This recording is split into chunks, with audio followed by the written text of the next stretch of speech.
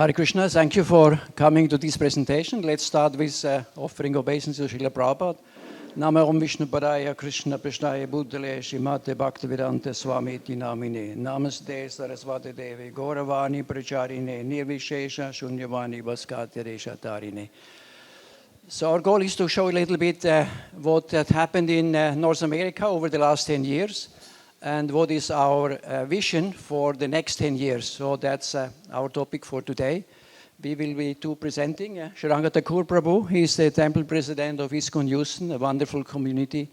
The ones who have been there, you know, this wonderful temple in Houston and wonderful, actually, Govindas next to, with many people attracted to come there daily. Sriranga Thakur is currently a student at the GBC College, and he is a member of the North American RGB Executive Committee.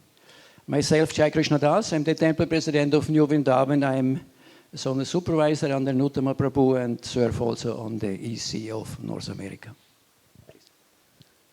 Again, Vanchakalpatarubhyascha Krupasindhubhyo Patitanam Pavanebhyo Vaishnavebhyo Namo Namah. Thank you so much for joining us. This is the last session of the conference, and I know everybody is trying to get out probably, but we thank you for your valuable time here. So as Jai Krishna Prabhu mentioned, we wanted to share with you our what we have achieved over the last 10 years in terms of our growth in North America, as well as we wanted to share our ambitious vision for the next 10 years. Where we want to be and how we want to get there, so forth. So, next slide, Prabhu. So, over the last 10 years, we have almost a significant increase in our temple communities in North America, especially in Canada. We have actually, they have achieved almost double. They used to have, back in 2014, 13 centers. Now, they have almost 25 or even maybe close to 26 centers. So, and in the rest of the United States, we have grown from 59 centers all the way to 96 centers. So, we have a significant increase, very natural, in an organic way. Most of these centers have grown. So, there is a lot of potential for us to grow furthermore. Next slide. And some of the centers that we have completed are acquired over the last 10 years. You can see Albany, Austin, Baltimore, Central New Jersey, Cincinnati, DC, DeLand, Delaware, Harrisburg, Houston. We have opened a new temple in Houston back in 2014. And in Indianapolis, Minneapolis, Naperville, Philadelphia, Richmond, Rochester, Round Rock, Sacramento, Seattle, Thunder Bay, and so forth. So we have very good development over the last 10 years. And we also have several centers currently under development. Columbus, they're building a huge temple there, and as well as in Parsippany, the Tobacco temple is moving to Parsippany. And also in New Talawan, also they're working on a major project. So we have a lot of things in the pipeline as well. The next slide.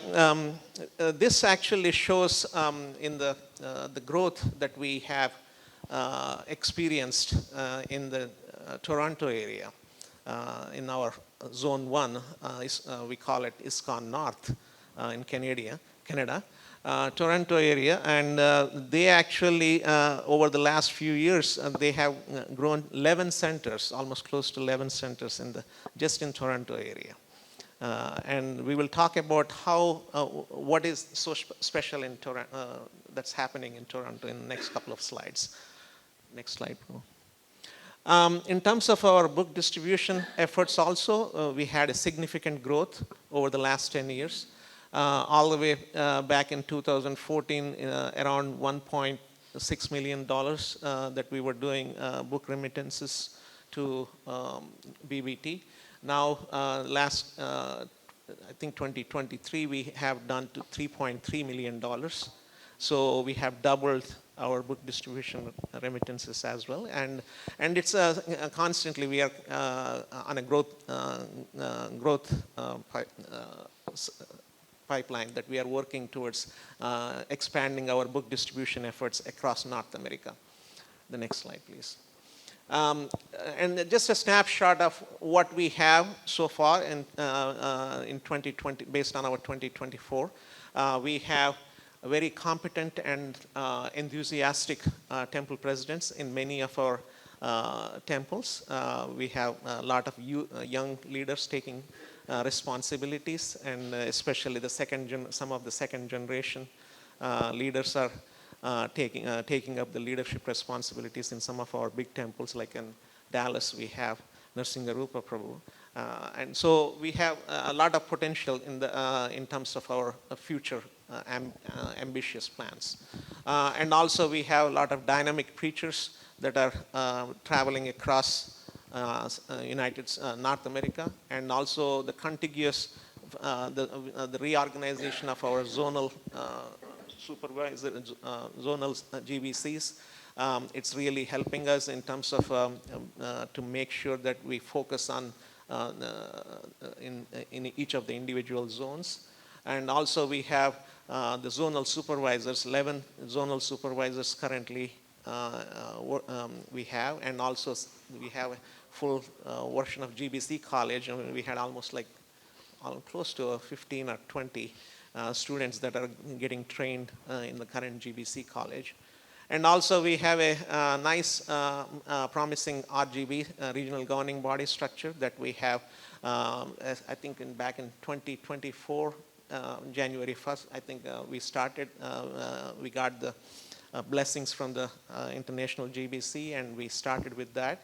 And we have a nice structure that is currently working towards, in our RGB structure, we also have, in the last few months, over the last 6 or 9 months, we have introduced the temple president representatives from each of the individual zones, so that they have also, they can also participate and contribute, as well as the zonal supervisors, as well as the GBCs. So we have a nice balanced RGB structure that can help us towards our growth. We also have experienced ministry representatives in our, as part of our RGB, like Manoram Prabhu, who has been serving in the youth ministry for so many years. He is a key member of our RGB as well as our executive committee right now. And also we have also invested in our RGB staff in terms of administrative staff, as well as a CPO and different areas that we have allocated our budgetary dollars, so that we have professional people working in those areas to support our efforts. Also, we have worked on adequate funding for the RGB to support the different initiatives that we are working towards. Next slide, please. And I talked about what's happening in Toronto. What is so exciting about Toronto? How did they, from one center, how did they kind of expand to 11 centers? There are some nice programs that they have introduced, especially empowering the youth and empowering the upcoming leaders, so that they can be creative and innovative and try to put together programs that can encourage and people, so that we can attract more devotees, more members from the community, greater Toronto community. So they came up with a program schedule for every day of the week. There is some engaging activity, so that people get excited to come. And it's not just only Sunday, you come for the Sunday feast program and then we don't see you for the rest of the week, kind of thing. So we have very they have come up with under the direction of His Holiness Bhakti Marg Maharaj, as well as Indresh Gaura Prabhu, who is working towards becoming a GBC for the ISKCON North Zone, and also the zonal supervisors in the area. They actually came up with this very wonderful structure and working with the youth and working with the leaders. So they have a Monday Vaishnava Care program. And then, next slide please. And on a Tuesday, they have a circle of influence, bringing the different devotees together and kind of sharing their realizations and so forth. And on Wednesdays, they have a meditation party. So it's a weekly meditation party that they come, people come together with mantra meditation, kirtan, and some vegan snacks and so forth. And then Thursday they have Bhakti Yoga studio, a Bhakti Yoga program. And again, so just kind of to attract different demographic aspect of the community. And then on Friday, they have arranged divine dialogues. They do basically some youth group discussions on spiritual topics, so that youth can kind of be engaged in these activities to share their realizations. And then, of course, on every Saturday, they have a Kirtan Yoga evening, so that basically they can kind of engage the community. And of course, on Sunday, they have the Sunday Feast program, and which is in different centers that they organize these programs so that the community can participate and be engaged. And so that's the, so it's kind of to bring the community together on a regular basis. So it's not like you come to the Sunday feast and then forget for the rest of the week. So, and that's the mantra that's kind of worked very well. And we are learning these lessons from what they have been doing in our ISKCON North Zone. And we are actually working towards our growth plans for the next 10 years, incorporating some of these elements so that we can actually guide the rest of our communities in North America so that they can also engage, they can also improve their engagement with the greater community more.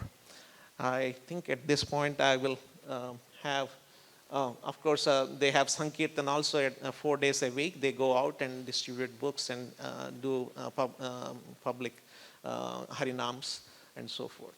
At this time, I will give the microphone to Krsna Prabhu so he can share about our next 10 years.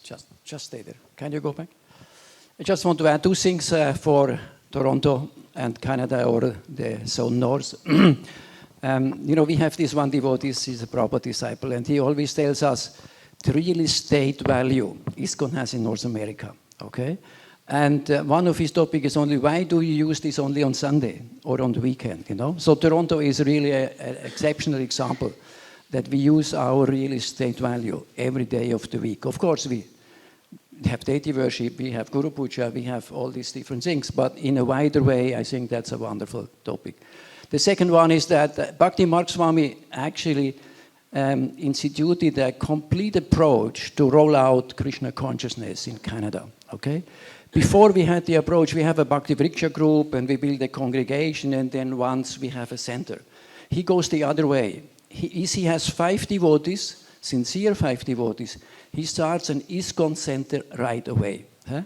So it's a center actually established as ISKCON. Huh? Board members are senior devotees from Canada. And these local 5 devotees, they run the program on the weekends. So they rent the place and actually run this program. It's directly open to everybody. They propagate it, of course, in social media and so on, and they grow in this way. It's a very low-cost model because they cook at home, bring the prasadam there, somebody brings their deities from home to the center, and they run the program themselves, you know, which is a wonderful approach, which we learned from Canada. We want to, I will come back to that later on, spread all over the place. So instead of Bhakti Vriksha groups, which is at home, which is a little difficult for newcomers to go there, specifically if they are locals and maybe not of Indian origin, to go there and go to some home and whatever. If there is a center which is under ISKCON and it's public, it's much easier for them to go there. Thank you. So our goal, or our vision 2035 is 335. You see it's on top of the peak. It's a very heavy climb. So it's for us a rhino goal. Srila Prabhupada said, if you achieve it, you're the hero. If not, everybody will say it was really difficult. What does it mean 335? Okay, 35 stands for 2035. 3% means that we want that 3% of the North American population are practicing Krishna consciousness in one way or another. I will explain you later on more about this. But this would be 12 million people. Huh? It's really a rhino goal. If you ask us how many are practicing today, we would say between 300,000 and 400,000. So it's either 40 times or 30 times more than we have today. Huh? So that's what we want to offer to Srila Prabhupada. Srila Prabhupada said, what happens in North America will actually spread all over the world. We know that India is so successful and many other places, but we have still countries which are lagging behind if we compare, of course, to Russia and to India and other places. So we want to honor Srila Prabhupada by actually, hopefully, achieving this incredible vision. Thank you. So Srila Prabhupada said, it doesn't matter whether they are initiated or not. If they're coming in large number, that is the success of our mission. We are not after making initiated members very many, but our concern is that people understand this philosophy in wider circles. Initiated members are for managing the temples and preaching work, but our program is to invite people to our feasts, let them hear our philosophy and dance and chant. That is the basic principle of our philosophy in preaching work. So when we speak about 12 million people, we don't mean that they are initiated devotees. Huh? We follow Srila Prabhupada's setup or definition here that they are practicing in one way or Krishna consciousness, but most of them will not be initiated. So how do we measure? We say that the ones we would count for these 12 million, they chant a minimum of 1 round a day, or they at least participate 20 times a year in the same program. So not now and then and jumping from here to there. So the same Bhakti Vriksha group, the same center, the same temple. So that would be our way to actually count them.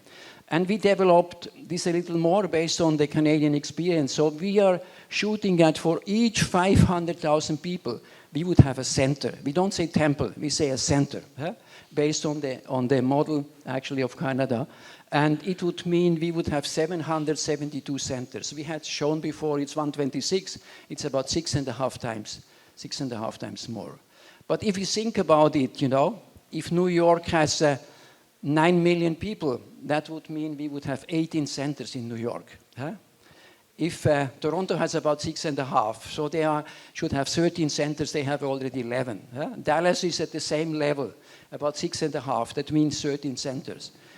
Chicago should have about 18 also as New York, you know, so these are the vision, you know. And we really try to inspire the devotees and say, we are ready based on the snapshot, we are ready to grow. Huh? We have a good foundation, now we can really go for growth. Huh? And of course, we will later on show that we have support for this growth, but it's clear that we are ready. And as most of you know, in US, many temples are highly depending on Indian,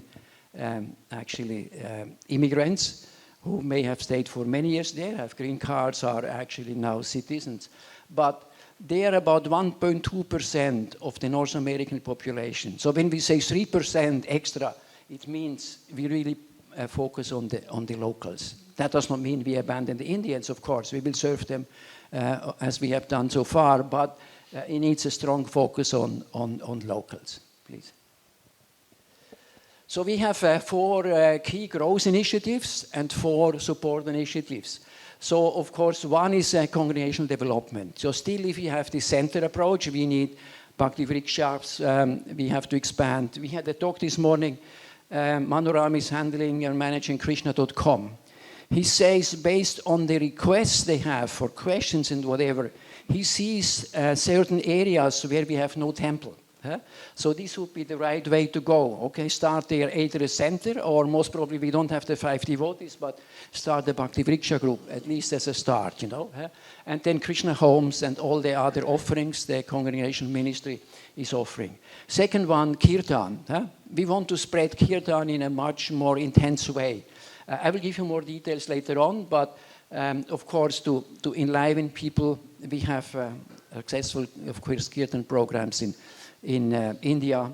You may have heard in UK, Radhika, he has 10 million visitors on YouTube of one kirtan already constantly growing and so on. So it seems kirtan is again becoming much more popular. There is a lot of potential. Next one is prasadam distribution. Many people nowadays, they're not yet ready to understand our philosophy. Their consciousness is just not on the level. So we want to distribute prasadam on big scale so that over time their consciousness change and they will be able to understand our philosophy. And last but not least, we want to take care of our youth, you know. We really want that they help us in the future, in this next generation and the generations to come, to support Srila Prabhupada's growth. So these will be specifically programs focused on youth, and we have seen in Toronto how it actually successfully functions. Next one, please. So here are some topics about Kirtan initiatives. You know, we want to encourage centers to have 4 hours, 6 hours, 9 hours, 12 hours, 48 hours, or 50 hours in Dallas every year over the New Year Kirtan events, you know, mainly for the devotees, but attract also outsiders, you know. Organize kirtan at yoga studios because they're normally more open. They are actually on the path. We want to establish big kirtan tours of well-known kirtaniers all over the United States so that we attract new people. And last but not least, of course, we want to have education so that we have follow proper kirtan standards and we're not going off the rail with this endeavor. Next one, please. Prasadam. Okay, we want to encourage temples to open Govindas. We have a number of Govindas, but we, of course, that in many cities we don't have a Govinda. Second one, devotees. Okay, you like to cook, whatever. Why don't you look for a food truck?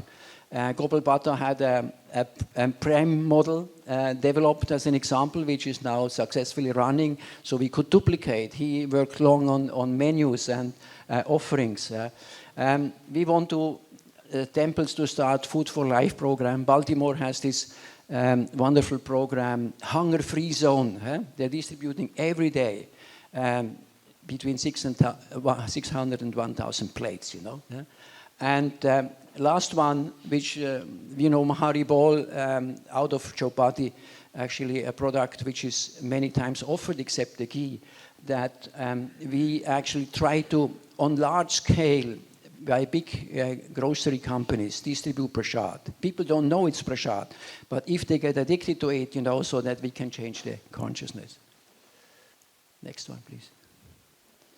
And for the youth, of course, specific programs for them, provide them leadership that they can grow into actually leaders on a higher level later on and actually give them really the feeling and the understanding. We value them, we want to engage them, we want them to be part of the family and they continue to spread Krishna conscious movement. You know. These are the 4 support initiatives. So devotee care, if we have such a big number of followers, naturally, you know, it needs care of them, you know. We can just not attract them and then we are done. So we need a very strong actually devotee care teams in each center. And actually what we're looking for at the moment in each zone, that we have for each ministry a representative for each zone. So we have, you may have heard yesterday, Nishin Kavacha said, you know, he will have for 3 zones already a deity ministry representative. So we are looking for CPO, we are looking for devotee care, we are looking for all the other ministries, Ministry of Education and so on, so that the zone in itself can actually focus much more on the support of the centers and the temples. Because if somebody has to take care of North America in itself, it's a very ambitious task. Second one, we need education, that we don't go off in this growth off the rail, that we keep Srila Prabhupada's mood and mission in the center. We need very strong education. We say that we need 2 retreat centers in the United States, one on the east side, one on the west side, where every weekend or maybe every day later on, actually educational offering, retreats, seminars would be offered so that we can encourage these newcomers actually to invest in their spiritual path, grow together, you know. So that's another part. And of course, we need administrative support. If we grow so strongly to handle this compliance, all the different topics, it will be clear that we need administrative support. That's our presentation, what we did in the last 10 years, what we are looking for. So we are have ample time for your questions. If you have any comments or questions, please feel free.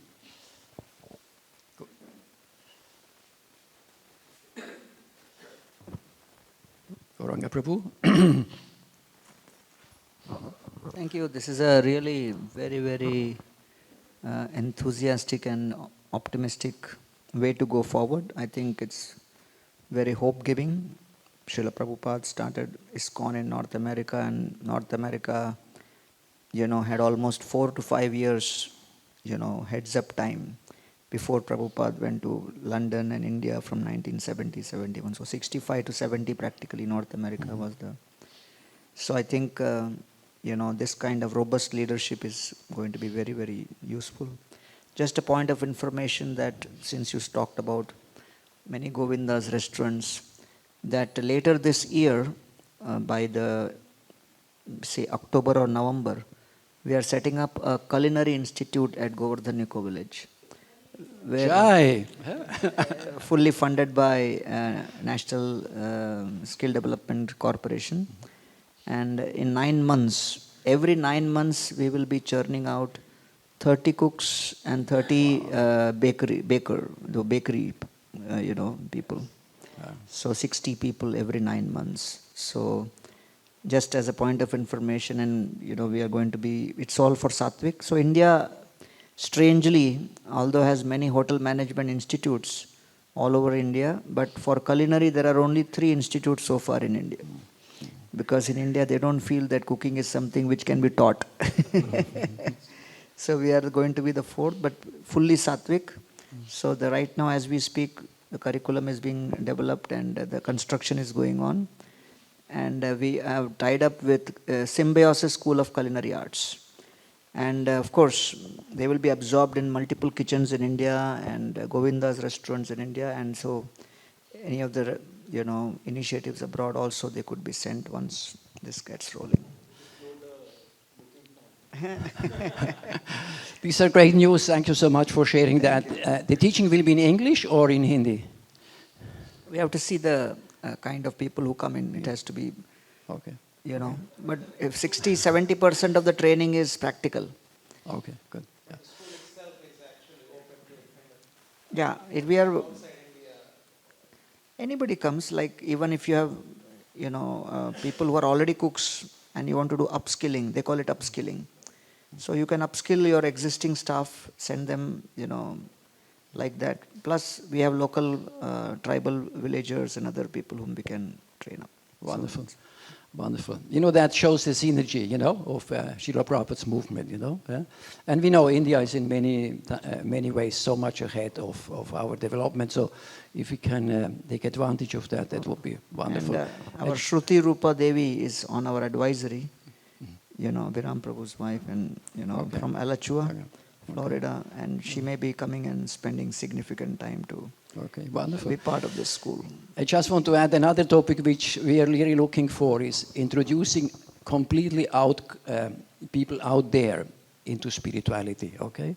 These little packages, the difference between matter and spirit, and have a sort of 10, 15 levels going up so that when we actually attract all these people, we give them a soft and easy, actually, welcome to our philosophy, And we know we cannot start with Bhagavad Gita on the first day, We need a soft landing, an attraction to this kind of topics, and then slowly bring them step to a higher level. The second thing is, a lot of thoughtful people, successful people in the outreach like Jaya Shetty, they have a lot of thoughts on what they feel the world is looking for, especially amongst the youth in North America. But they don't have a forum, they don't feel confident to share, So maybe when I'm visiting in summer, if you and 1 or 2 other people are available, then I'll organize a meeting where then in person we'll have a small meeting, you present this, and also take some feedbacks and thoughts so that such influential people also feel included in the vision right from the beginning. So that will help in spreading the word moving forward. Thank you for that. We would appreciate that very much. Hare Krishna. This is not a question, this is just a comment. I was amazed at the way you presented it in terms of the growth as well as the snapshot of the key achievements. I think that can be made into a kind of a template so that all other temples can also take some inspiration in kind of putting the tabs on their own progress. And second, I appreciated this this quote of Prabhupada that you presented. It's not so much about initiated, but also about the non-initiated that we are worried. That the initiated may teach and manage, but the non-initiated may simply come to hear, say 20 programs a year, chant, say 1 round minimum, and feast and dance. And that also we will consider as ISKCON followers who are supporting our movement. It was such an eye-opener for me personally. Thank you very much for sharing. Yeah, we heard today somebody saying in a presentation, everybody in India is a devotee, even the Muslims. Huh? Okay, he said, Krishna consciousness is in the blood of any Indian, even in the blood of the Muslims, you know. So the approach is, you know, you accept everybody, you know, and make them part of your family. So that's the goal, you know. And we know Radharani Maharaj always says, you know, people come for relationships. They come for exchanges. Huh? They are looking for actually to be part of something, you know. And we know that now loneliness is one of the biggest challenges of the people, you know. Yeah? And of course, if they find a way where they can make friends, you know, it's a big advantage. So, yeah. Just to respond that, you know, when you say ISKCON has grown a lot in India, but you should look at it relatively. We are sitting in a country of 1 billion Hindus, 750 districts. ISKCON has reached only 208 districts. 550 districts we have no presence. India has 650,000 villages. ISKCON is not present even a single village. 95% of ISKCON's brahmacharis don't want to stay in a village. So these are the realities. So therefore, compared to many other spiritual organizations, Hindu organizations who are present practically in 80-90% of villages, we are hardly there. But because of our presence in strategic cities and because of our PR machinery, our visibility is more than our actual presence. So we want to measure you with the 3%, you know?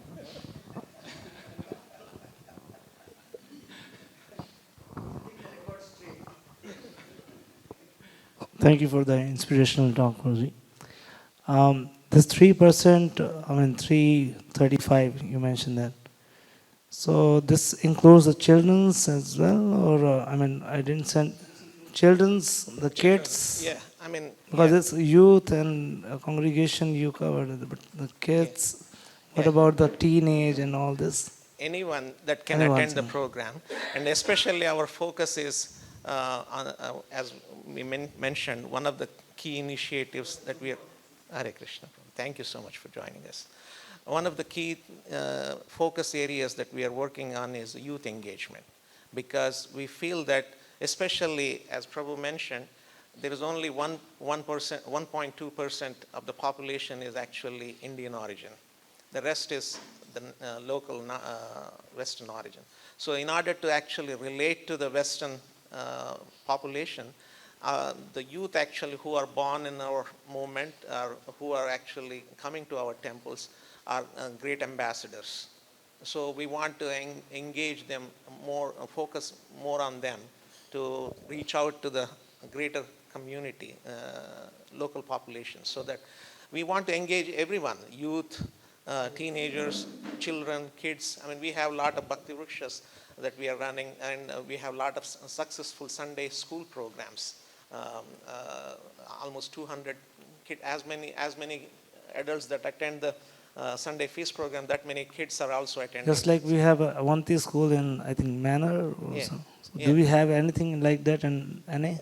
We have a devotee from UK. He wants to start the first Avanti school in New Jersey. I don't know what is the actually process, but he moved to United States to do that, you know.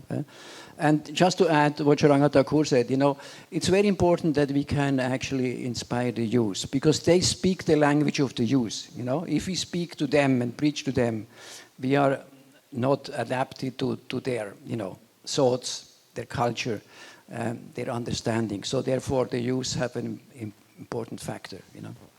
And for your question, yes, we do have some schools that are operating. I mean, we have Dallas, there is a Gurukula type day school, all the way to high school that they are teaching. And even in Alacho also we have a couple of different schools that are run by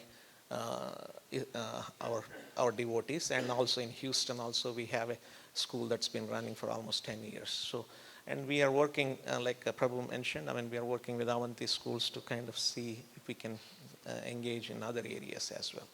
I think Mataji is somewhere here back.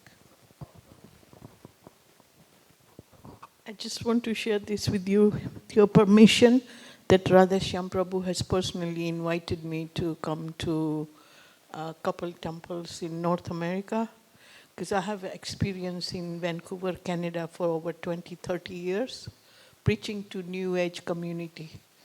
So I had a whole list of presentations that I was doing in yoga studios, Ayurvedic clinics, vegetarian restaurants, New Age and yoga centers, as well as trade fairs. I have lots of flyers, brochures, and videos, and I was also on local TV shows many times. It's called Karma Free Cooking shows like that. So I have a whole list of things because I'm very attached. I was in Canada for 30 years and used to go to Seattle quite often. And I was very impressed with the youth when they first were taken in charge of the Rath Yatra. It was a big hit about a decade or two ago. Do you remember? The youth of Toronto? Yeah. I mean, Yeah. it's still, they are still running the show. So I'm very happy to hear that. In fact, I have a picture of a van that is, it has replicators which you could use for Food for Life program. Once I get hold of it, I would love to share that with you, like we make arrangements for donating it or something. So if you want, we can connect and keep in touch. Sure, thank you so much. And we'll definitely would like to take any help that we can get and contributions from so many experienced devotees. Thank you. Hare Krishna.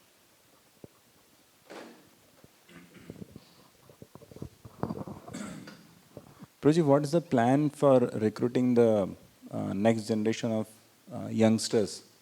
Like that has been one concern, right? Mm-hmm. Because covering like 3% is brilliant, right? Really. And I second the opinion of Prabhuji, like about that quote. You know, I had the same impact when I read it.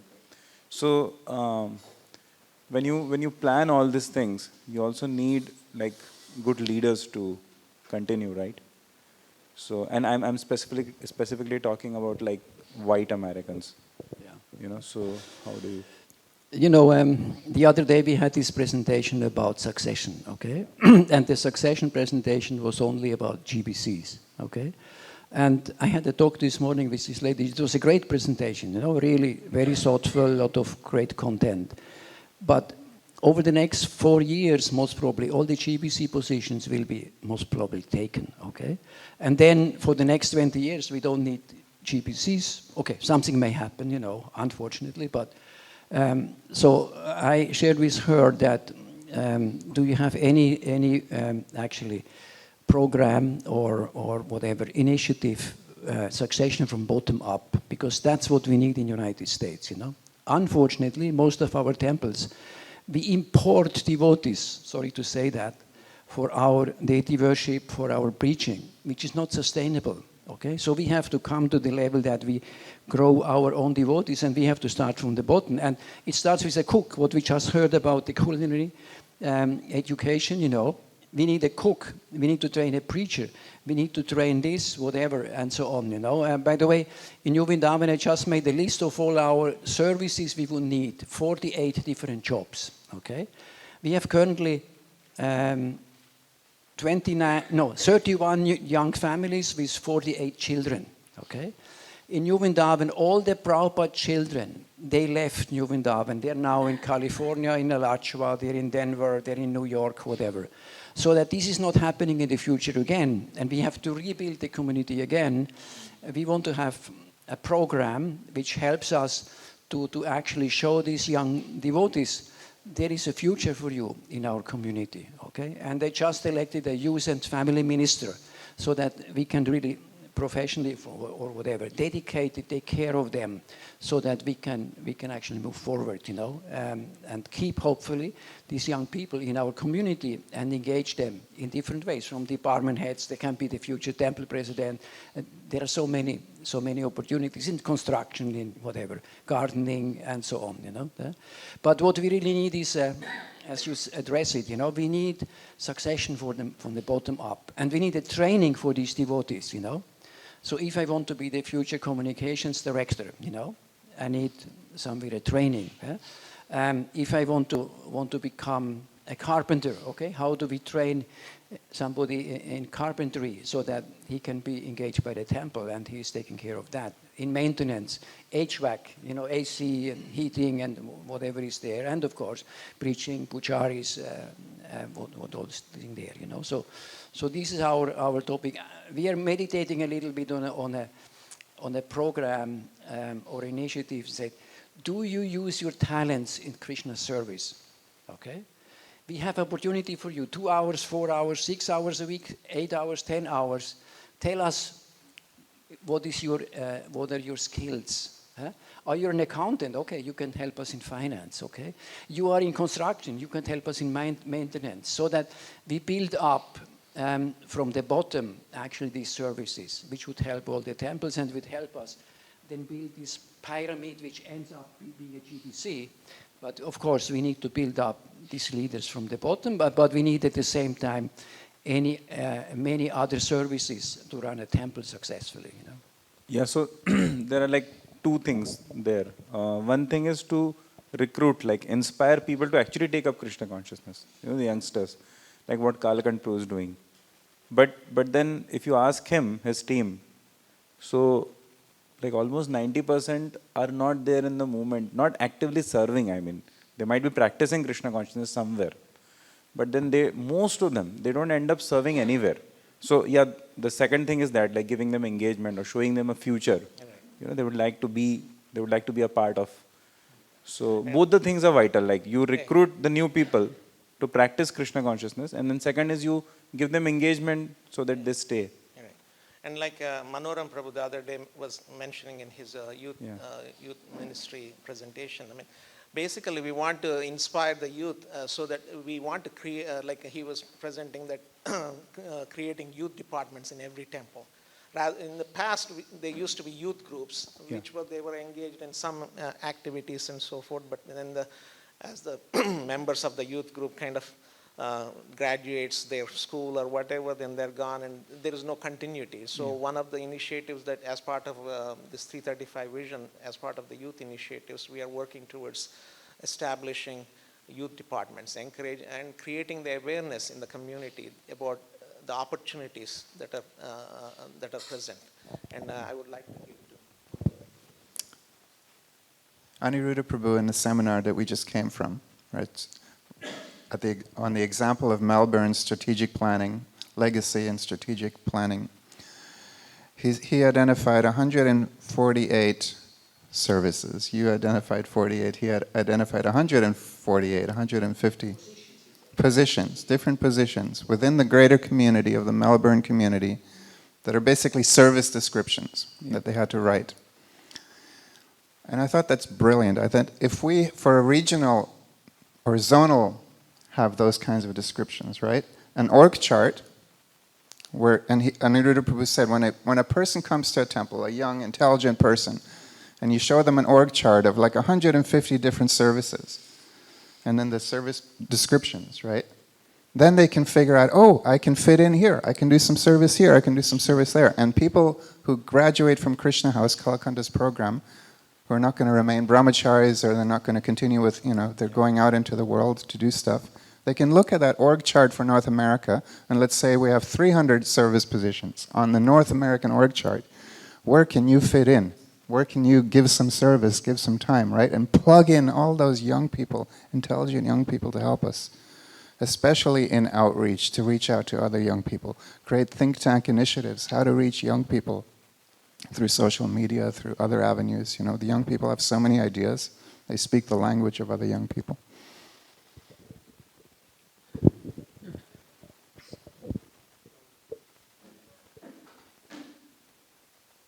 Hare Krishna Prabhu.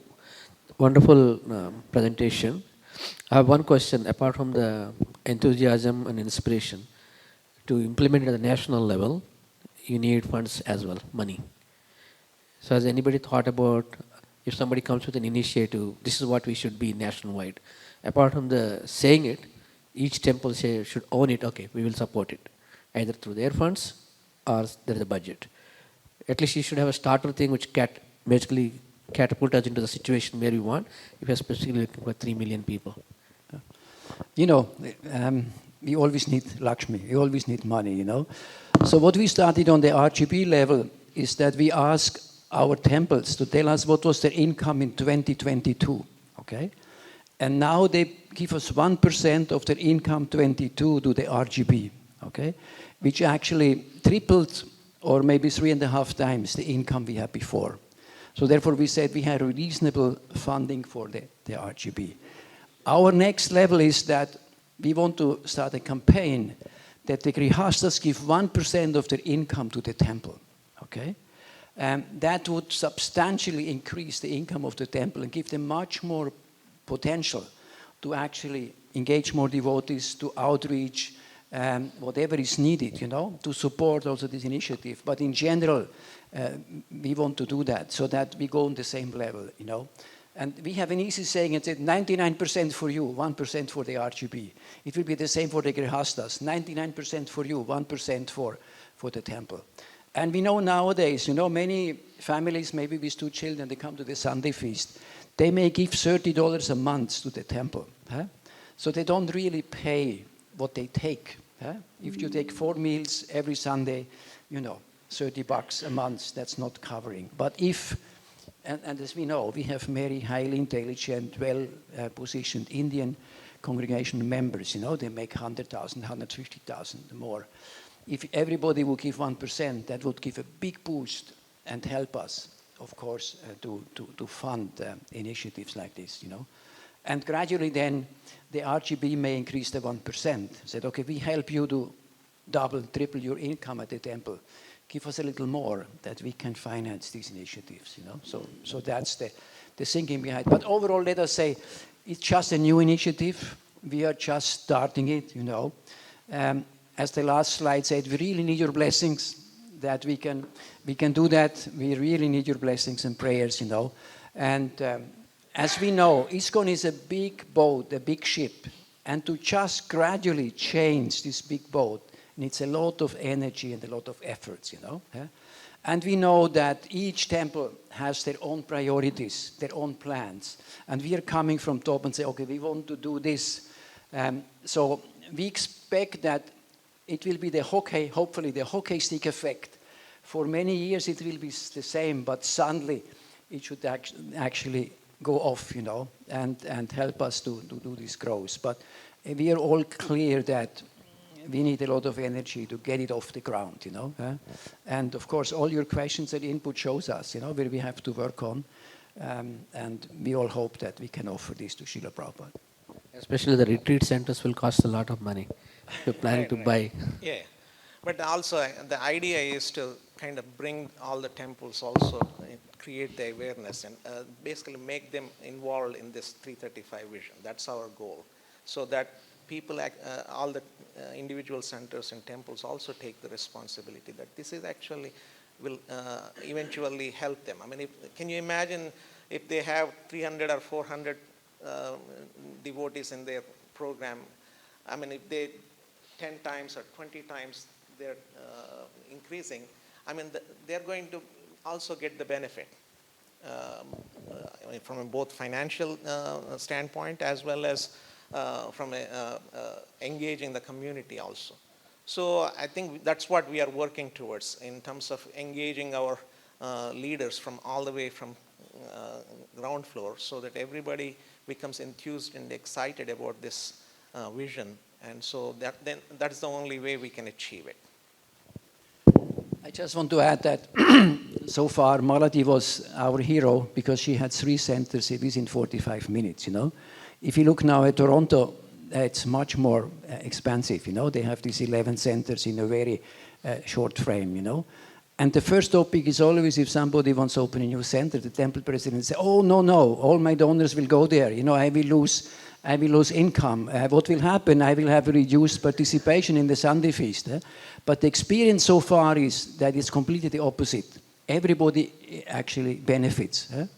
And that's something which is so important, because when we think about other cities, you know, and say, okay, now we want to open different centers, whatever, that we have an experience that actually this is actually beneficial for everybody, because it was more participation in the centers, more participation in the main temple, and even the income was increasing. So I think that's important.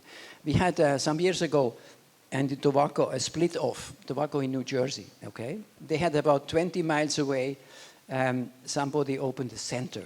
And it was a big thing for the devotees from Tobacco, because they think, well, what's going on? We're building a new temple and now they're splitting and whatever. 2 years later now, they say it was the best thing which could ever happen, because we grew and they grew, you know, and we spread Krishna consciousness on a much wider area. So I think that's an important topic for us, that we can convince temples to split off, you know. And we know the GBC long time back said, the temple president of one temple is not the temple president for the city, okay? There can be other centers, you know, so that there is the openness to create new centers and grow in such a way.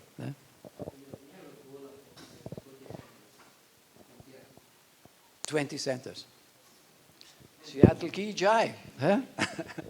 Wonderful. That's about 500,000 people each population.